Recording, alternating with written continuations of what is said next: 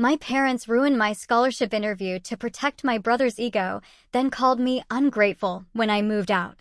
Years later, they demanded my success fund his business and tried to blackmail me into coming home, so I brought proof and left them having a meltdown in front of everyone. The morning that was meant to ignite my future, the one for my full-ride scholarship interview, began not with a jolt of alarm, but with an unnerving silence.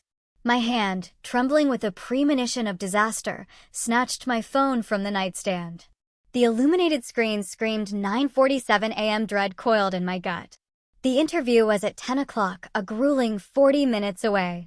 I stumbled from bed, my heart hammering against my ribs, a frantic drumbeat against the stillness. "Mom, Dad," I rasped, the words catching in my throat. Why didn't anyone wake me up?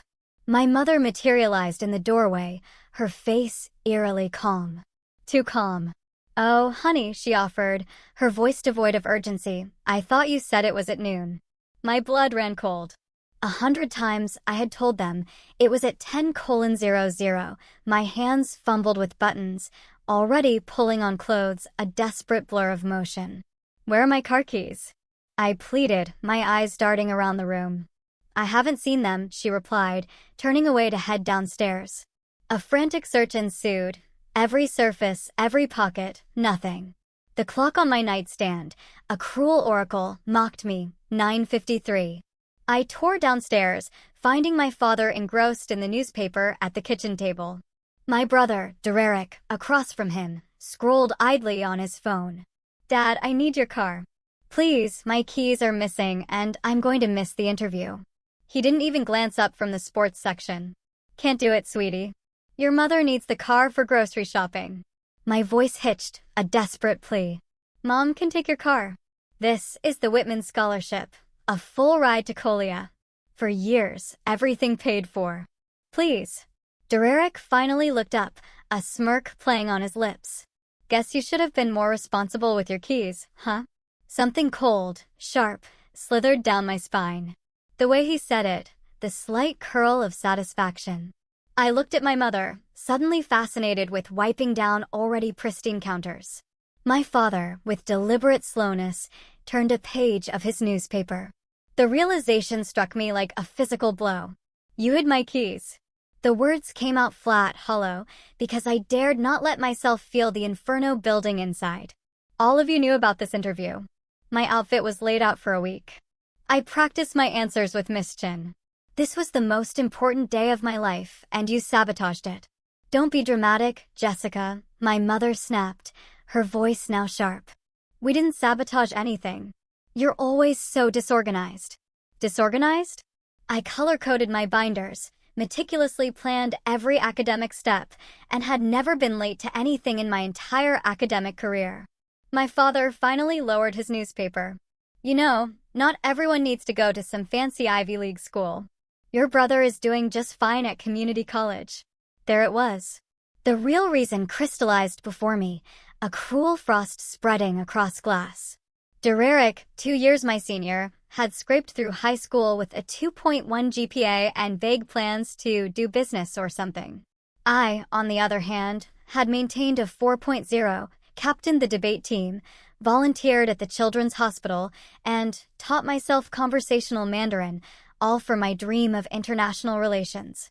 When the letter announcing me as a Whitman Scholarship finalist arrived, I cried with joy. I showed my parents, expecting pride.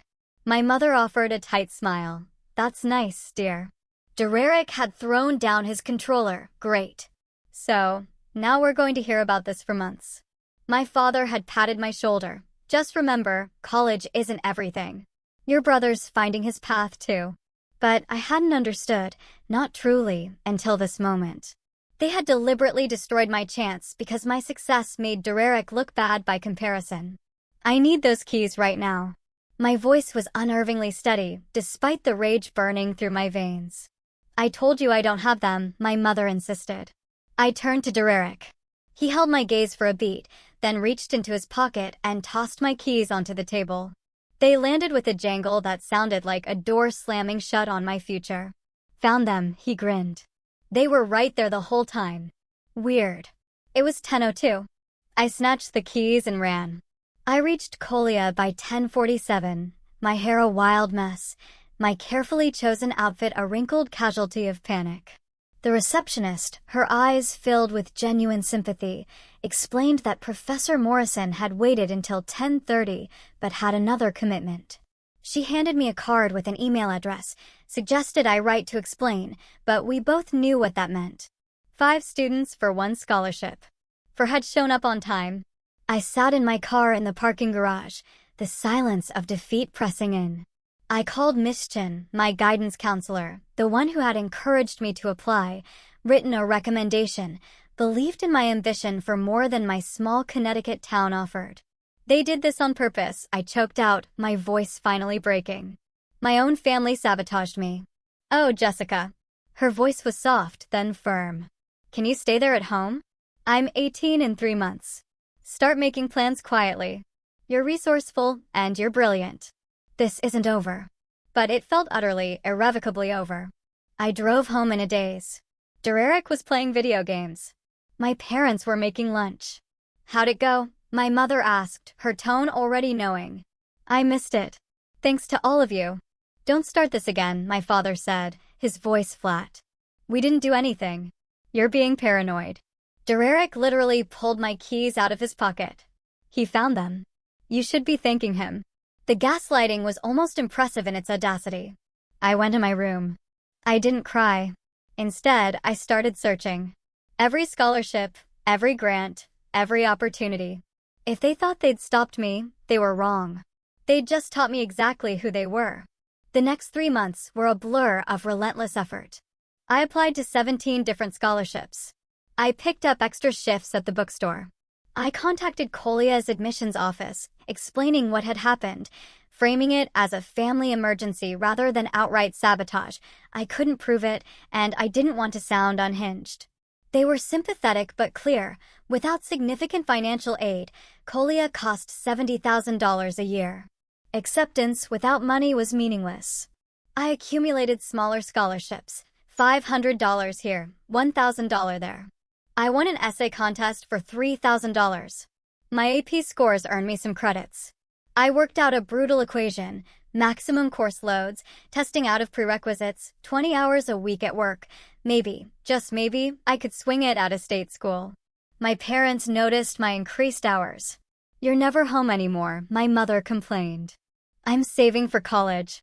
We told you can go to community college like Derek. Live at home, save money. I want to go to a 4-year university. My father frowned. That's selfish, Jessica. Do you know how much student loan debt people have these days? We're trying to protect you. Protect me? I laughed, a harsh, brittle sound. You destroyed my scholarship opportunity. You hid my keys, so I missed the most important interview of my life. We've been over this, my mother said, her voice rising. Nobody hid anything.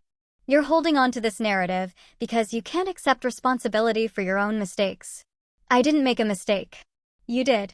And I'm going to succeed despite you. Derek wandered in. Jesus, Jess, let it go already. Not everyone gets to be special. Something in his voice, the casual cruelty, made me understand. This wasn't just my parents. My brother enjoyed my pain. He liked that they'd knocked me down. For the first time in my life, I genuinely hated someone. I'm done with all of you, I said quietly. I turned 18 in April. In May, 2 weeks after graduating valedictorian, I moved out. I found a small apartment near the state university, splitting it with 2 other girls. Miss Chin, a true angel, helped me move, her Honda packed with my clothes, books, and the few personal items I couldn't bear to leave behind. My parents didn't help. They didn't even emerge from the house. The night before I left, my mother cornered me in my room. You're making a huge mistake. You're going to struggle and suffer. And for what? Pride. For my future. You're being ungrateful. We raised you, fed you, clothed you. This is how you repay us. You sabotaged my scholarship to protect Derek's ego. You prioritized his feelings over my future. That's not love. That's control. She slapped me. The crack echoed in the small room. Don't you ever speak to me that way. We're your parents. We know what's best for you. I touched my cheek, feeling the sting, feeling something inside me finally break clean. No, you don't. You never did. The next morning, I loaded Miss Chen's car and drove away from the only home I'd ever known. I didn't look back. My first year was brutal. 18 credits, 25 hours a week at the campus bookstore, barely any sleep. I applied for every grant, every work-study position, anything to reduce costs. Ramen and rice were staples. Thrift stores became my wardrobe. I learned to cut my own hair. But I also joined a Model UN team, made friends who challenged me intellectually, found professors who saw my potential.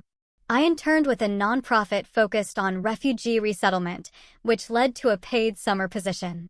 I was exhausted, stressed, sometimes scared, but I was mine. Every decision, every success, every failure belonged to me. My parents called occasionally, their conversations a familiar script. My mother, with false sweetness, would ask how I was. My minimal answers would lead her to pivot to Derek's progress. I'd stay silent. Frustration would mount, culminating in a jab. You know, you've really hurt your brother with this attitude. The call would end. They never apologized. Never acknowledged. Derek, according to these updates, was still figuring things out. He dropped out of community college, worked at a sporting goods store, but that wasn't his real plan. He was going to start a business, be an entrepreneur, just needed some capital. I graduated in 3 years instead of 4, maintaining a 3.87 GPA while juggling multiple jobs. I was accepted into a master's program in international relations with partial funding. I kept grinding, kept moving forward. By 25, I held my master's and a position with an international development consulting firm. I started entry-level, but I excelled.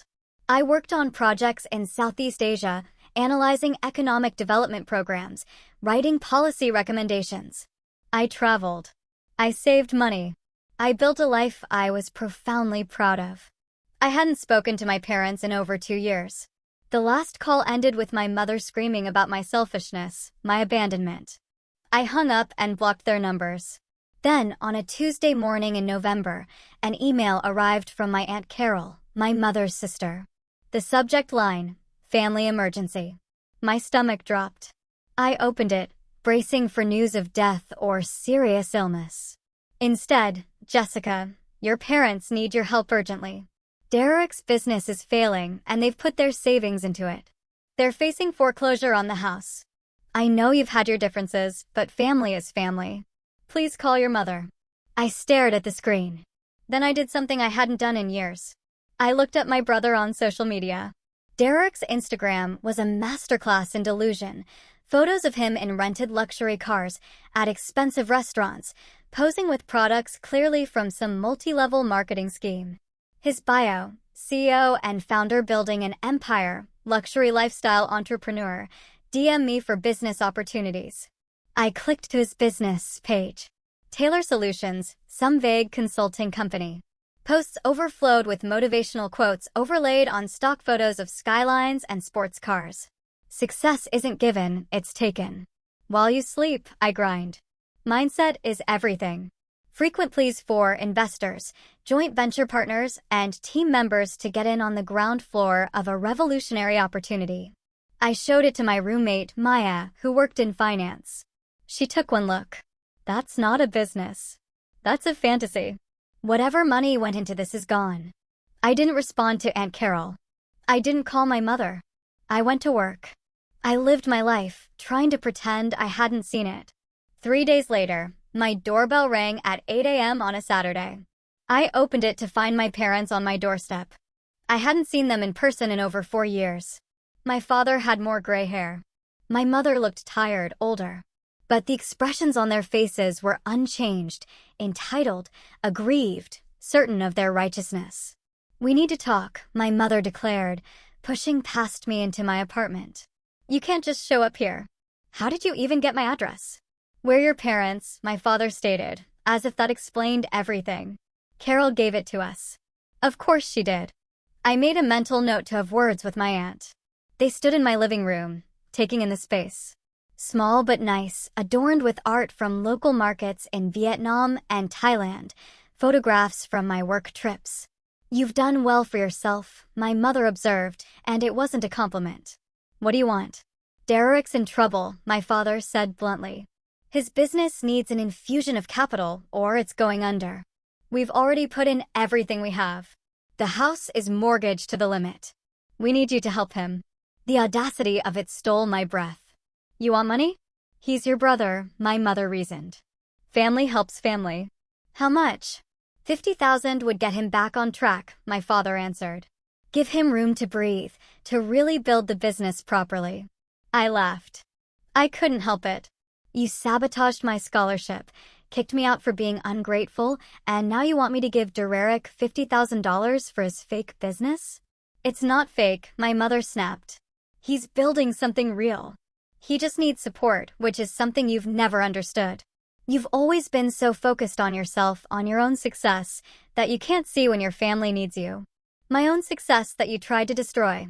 "We never did that," my father interjected. "You missed that interview on your own.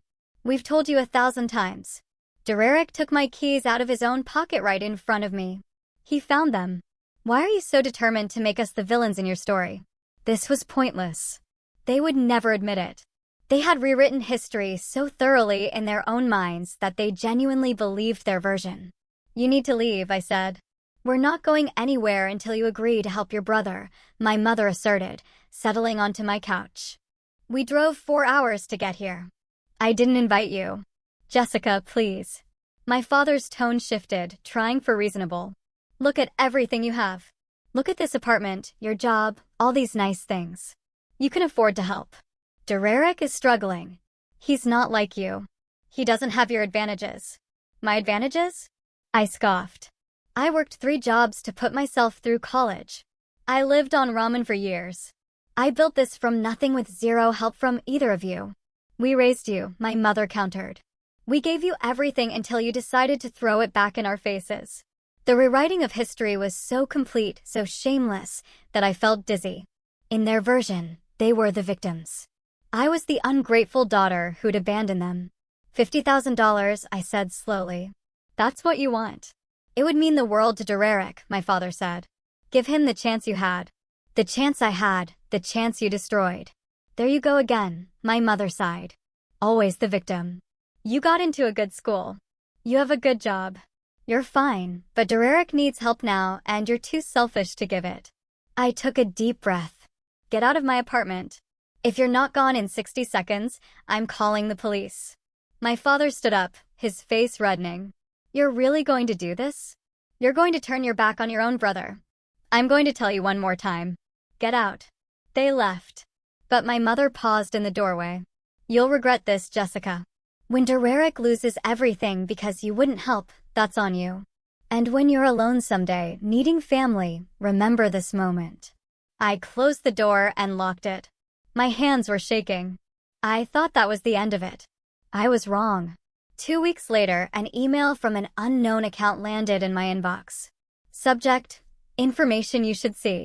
I almost deleted it as spam, but something urged me to open it. Inside, a single line. "Thought you should know what your family is saying about you," and a link to a Facebook post. The post was from my mother's account, long and rambling. She'd written about her ungrateful daughter who had abandoned the family, now refusing to help her struggling brother despite making well over 6 figures in her fancy job. She claimed I'd always been difficult, always thought I was better than everyone, and had cut them off for no reason after they'd sacrificed everything for me. Over 200 comments followed, mostly from strangers, distant relatives, family friends, all agreeing I sounded terrible. Even a few high school acquaintances, people who barely knew me, chimed in. I always thought she was stuck up and not surprised. TBH.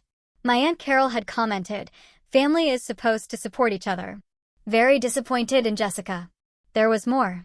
My mother had created a GoFundMe for Derek's business, explicitly naming me in the description, claiming I'd refused to help despite having the means. She'd included details about my job and, apparently guessing, inflated my salary significantly, painting me as a monster who'd rather see her brother homeless than part with money I didn't need. The campaign had raised $3,000. I felt sick. They were trying to publicly shame me into compliance, weaponizing social media and family connections to force my hand. I showed Maya.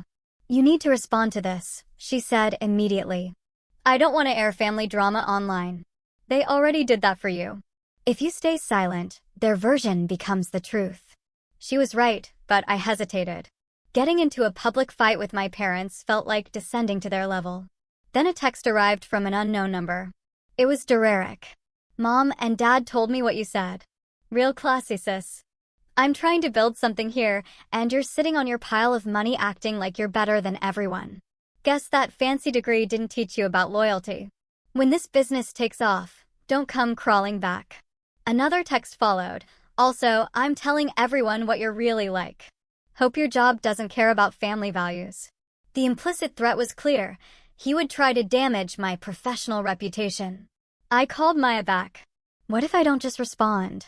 What if I bring receipts?" "What kind of receipts?" "The kind that show exactly who they've always been." I'd kept everything. Every email, every text, every document from my years of putting myself through college. Bank statements showing the scholarships I'd earned, the jobs I'd worked, the loans I'd taken and paid back. Emails from Kolia confirming I'd missed the interview and wouldn't be reconsidered.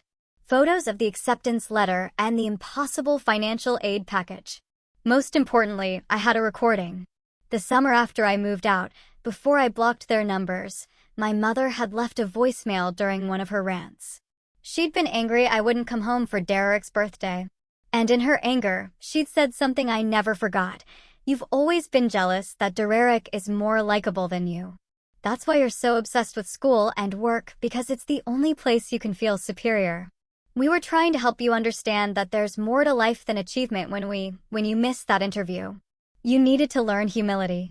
She'd almost said it, almost admitted what they'd done. And I had it saved. I spent a week preparing.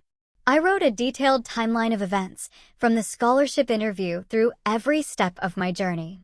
I gathered documentation for everything. Copies of text messages, emails, bank statements, with identifying info redacted, save dates and amounts. Then I posted it. Not on Facebook, which was their territory.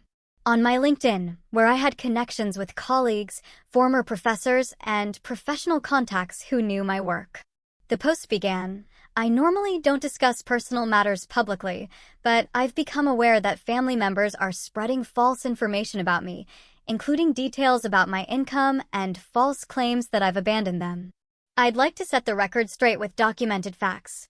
It continued, "In 2013, I was a finalist for a full-ride scholarship to Columbia University. On the morning of my interview, my car keys were deliberately hidden by a family member, causing me to miss the interview.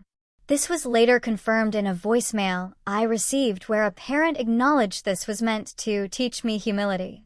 After this, I was told I was being dramatic and paranoid. When I moved out at 18 to pursue my education independently, I was called ungrateful and selfish. I put myself through college working multiple jobs while maintaining a 3.87 GPA. I graduated in 3 years to reduce costs. I took out loans which I paid back myself. I built my career through hard work with zero financial support from family. I'm now being publicly shamed for declining to give $50,000 to fund a business venture I have no reason to believe is viable. I'm being accused of making well over 6 figures, I don't, and abandoning my family. I left an environment where my success was seen as a threat. I'm sharing this not for sympathy, but to document the truth.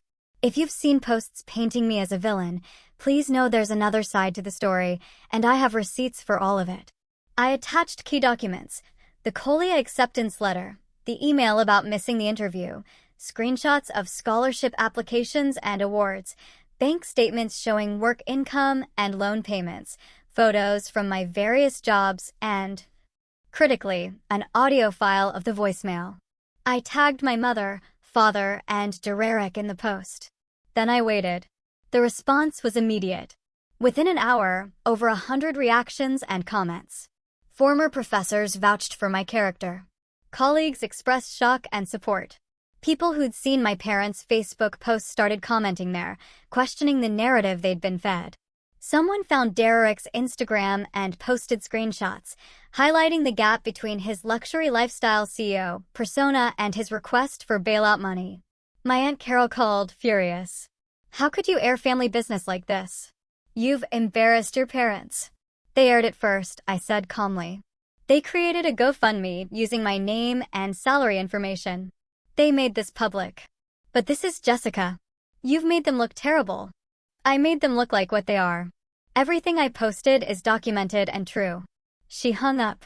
My mother called from a number I hadn't blocked, screaming incoherently about betrayal, lawsuits, destroying the family. I let her vent, then said, I have copies of everything, and I'll share more if I need to. Take down your Facebook post and the GoFundMe, or I'll post the full voicemail where you admit to sabotaging my scholarship. The line went dead. Within 24 hours, both the Facebook post and the GoFundMe were deleted. But I knew this wasn't over. My parents weren't the type to accept public humiliation quietly. They'd regroup, come up with a new strategy. I was right. A week later, I got a call from my boss, Marianne. Jessica, I need to talk to you about something sensitive. We received an email claiming that you've lied on your resume and fabricated some of your credentials. My stomach dropped. From who? The sender didn't identify themselves clearly, but they claimed to be a family member with evidence of academic dishonesty. Obviously, we don't take anonymous accusations seriously, but I wanted to give you a heads up. It's my parents, I said.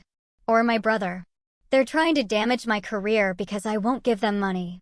Marianne was quiet. I saw your LinkedIn post. I'm sorry you're dealing with this. Everything on my resume is accurate. I can provide verification for every degree, every position, every claim. I believe you. But Jessica, you need to protect yourself legally. This is harassment. She was right. I consulted an attorney specializing in family law and defamation. She reviewed everything, the social media posts, the emails, the anonymous message to my employer, Derek's threatening text. You have grounds for a cease and desist at minimum, she stated. Potentially a restraining order if this continues. The attempt to sabotage your employment is particularly serious. I sent the cease and desist letters via certified mail. All three of them, my mother, father, and Derek, received legal notification that further harassment, defamation, or attempts to damage my personal or professional reputation would result in legal action. 3 months of silence followed. I started to think maybe, finally, it was over. Then I received a wedding invitation. My cousin Amanda was getting married. She was Aunt Carol's daughter, and we'd been close as kids before I'd lost touch with most of my extended family. The invitation was beautifully designed, clearly expensive. A country club wedding, a big affair. I almost declined. I knew my parents would be there. Knew it would be uncomfortable. But Amanda called me personally. Jess, please come. I know things with your parents are complicated, but I'm inviting you because you're important to me, not because of them. You can bring a +1. Just please. Her voice was so genuine, so hopeful, that I agreed. I brought Marcus, a colleague I'd been casually seeing. He was aware of the family drama and agreed to be my buffer. We arrived at the country club on a sunny Saturday in May, dressed appropriately for a formal outdoor wedding. The ceremony was beautiful. Amanda looked radiant. I even cried during the vows, which surprised me. I hadn't expected to be so moved. The reception was where things got complicated. I saw my parents immediately. They were seated at a table near the front, formally dressed, playing the role of proud family members. Derek was with them, in a rented suit, hair slicked back. They saw me too. My mother's face hardened. My father looked away. Derek stared, his expression unreadable. I focused on Amanda, on celebrating her day. Marcus and I found our table on the opposite side of the room. I chatted with cousins I hadn't seen in years, danced, enjoyed the excellent food. Then came the family photo session. The photographer gathered groups. Okay, now all of Amanda's extended family, aunts, uncles, cousins. I joined the group, standing on the far end. My parents were on the other side. For a moment, we were all going to be in the same photo, pretending to be a normal family. My mother couldn't handle it. As the photographer was setting up, she walked over to me. You need to leave. You're not really part of this family anymore. People heard. The chatter died down. Amanda looked horrified. Mom, she said, I invited Jessica. She's my cousin. She's a liar and a betrayer, my mother shrieked, her voice rising. She's poisoned you all against us with her fake stories and her manipulated evidence. Karen, this isn't the time. Aunt Carol hissed. It's exactly the time. She comes here flaunting herself after everything she's done to Dererick, to our family. My mother turned to the gathered relatives. Do you all know she refused to help her own brother when he was desperate? That she has plenty of money but won't spare a dime for family. Mom, stop, I said quietly. Don't you, Mom, me. You lost the right to call me that when you publicly humiliated us. My father joined her. You turned our family into a spectacle. Made us look like monsters with your carefully edited story. Dererick stepped forward, too. You always thought you were better than us, smarter, more successful. You couldn't stand that I was doing something for myself. People were staring. The photographer lowered his camera. Amanda looked like she wanted to disappear. Her new husband, Tyler, looked ready to intervene. I felt Marcus's hand on my arm, steadying me. This was my moment. I could walk away, take the high road, let them have their scene. Or I could end this, once and for all. I took out my phone. You want to do this here? I asked. At Amanda's wedding? You want to make a scene? You made the scene by showing up, my mother spat. Fine. I pulled up the files I'd saved. Then let's show everyone the truth. With no editing, no manipulation. Just facts. I turned to the gathered family members. Can I use the projector? The one showing the photo slideshow. Amanda nodded, her eyes wide. I connected my phone to the AV system. The screen behind the head table, which had been displaying photos of Amanda and Tyler's relationship, now showed my Colia acceptance letter. This is from 2013, I stated, my voice carrying across the suddenly silent room. I was accepted to Columbia University. This next email confirms I was a finalist for the Whitman Scholarship, a full ride covering tuition, room, board, everything. I advanced the slide. This email is from Colia's scholarship office, sent the day after my interview was scheduled. It confirms that I was marked as a no-show and therefore eliminated from consideration. Next slide. These are text messages from the morning of the interview. Timestamp shows it's 9:53 a.m. My interview was at 10 a.m., 40 minutes away. I'm asking where my car keys are. Nobody can find them. I looked at my parents. My mother's face was pale. My father's jaw was clenched. Now, here's the interesting part. I played the voicemail. My mother's voice filled the room, tinny but clear. You've always been jealous that Dererick is more likable than you. That's why you're so obsessed with school and work, because it's the only place you can feel superior. We were trying to help you understand that there's more to life than achievement when you missed that interview. You needed to learn humility. The silence that followed was deafening. She almost said it, I continued. Almost admitted that they caused me to miss the interview. But let me remove all doubt. I pulled up another file. This is a recording from a conversation I had with Dererick 4 years ago. He called me drunk, and I recorded it, because by then, I'd learned to document everything. I hit play. Dererick's slurred voice came through. You know the funniest thing? Mom and Dad thought hiding your keys was going to teach you a lesson. Like you'd give up on the whole college thing, but you just got more obsessed with it.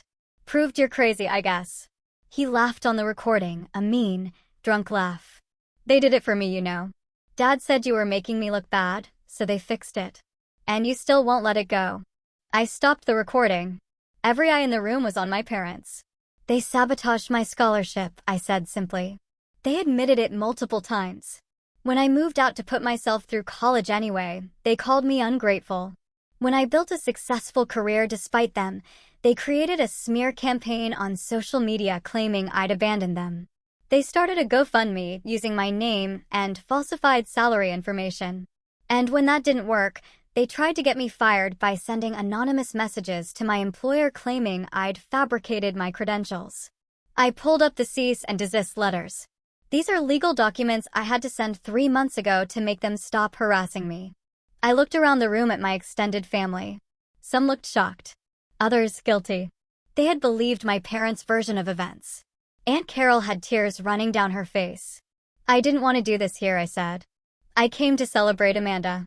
But since you forced the issue, everyone should know the truth. Not the edited version on Facebook, not the victim narrative. The documented, provable truth. I disconnected my phone.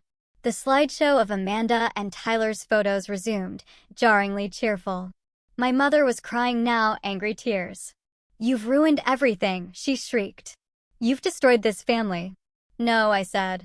You did that 12 years ago when you decided protecting Derek's ego was more important than my future.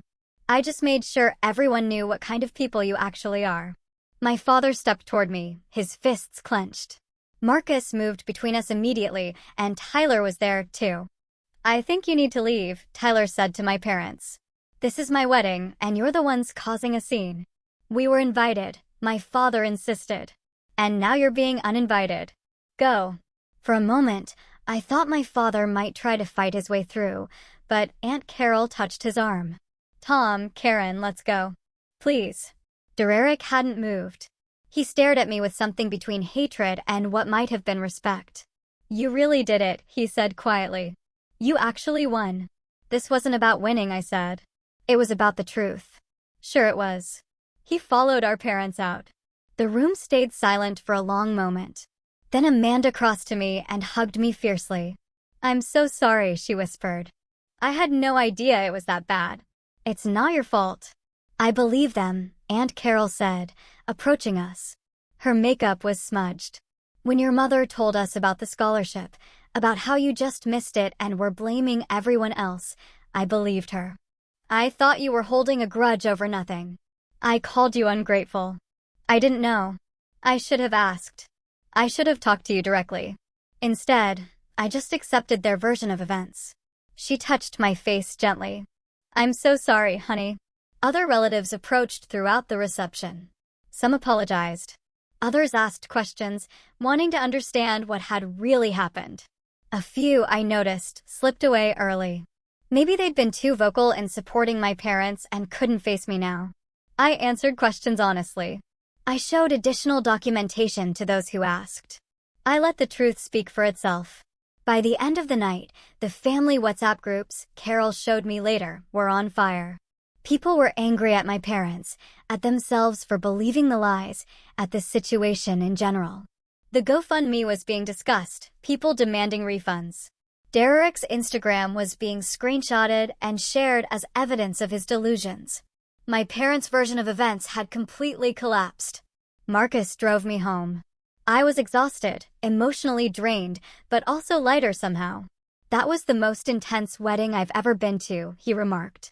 Sorry I dragged you into family drama. Are you kidding? That was incredible.